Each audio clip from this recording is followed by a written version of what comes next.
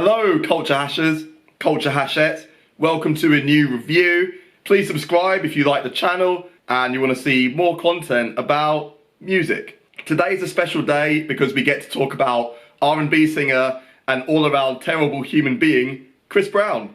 He's come back with a brand new album, Indigo.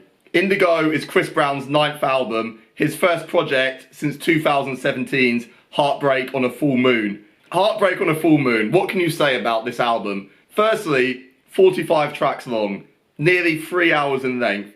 It was absolutely ridiculous behaviour for Chris Brown to inflict such a project on the public. The whole point of Heartbreak on a Full Moon was just to bang out loads of tracks on here and just get loads of streaming numbers just from people streaming this 45 track album. And this stream trolling nonsense worked because Heartbreak on a Full Moon managed to go double platinum in America just by virtue of having 45 tracks on it. The album was absolutely awful, but thankfully Chris Brown has listened to public feedback and he's made Indigo a little bit shorter, because that's the sort of guy Chris Brown is. People criticise him and he always listens to people's feedback and tries to become a better human. So Indigo is only 32 tracks long and it clocks in about 2 hours. So thanks for listening to feedback there, Chris.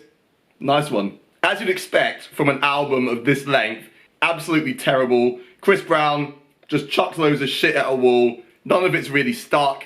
It's all generic, like trappy style R&B for most of it. He raps, he does some singing.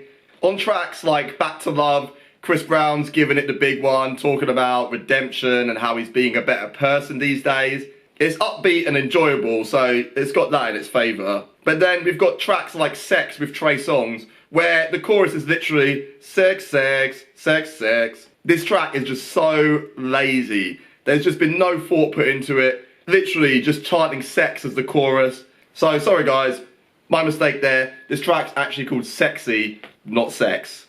Big difference because Chris Brown already has a track called Sex, so this one's so different it's actually called Sexy. I can't explain how bad the chorus is. Aside from the repetition of sex, in the background you've got little refrain vocals like, fuck me please girl. It's awful, really bad. At one point he goes, I'll have more in my pants, give me a hand girl.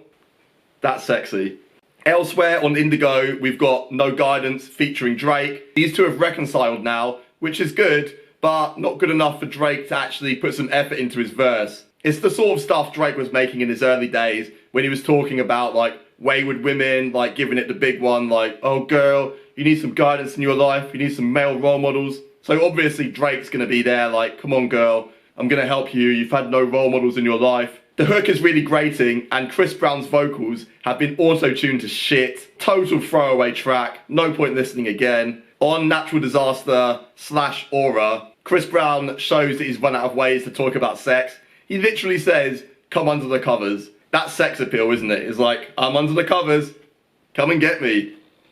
Awful, awful. I thought Sorry Enough had some nice, spacey R&B production. They've lifted that infectious drum loop from Clips' Grinding. But aside from that, again, Chris Brown's vocals are lazy, very phoned in. This whole project feels lazy and unnecessary. Chris Brown has literally just put out everything, regardless of quality, onto this project, and expecting listeners to sit down for 2 hours, just listen to Chris Brown talk about how he's changed, but also boast about sex in really colourless and unimaginative ways. Indigo was a complete waste of time to listen to. It has zero appeal. So for me, Chris Brown, Indigo, is actually going to get bloody 0 out of 10.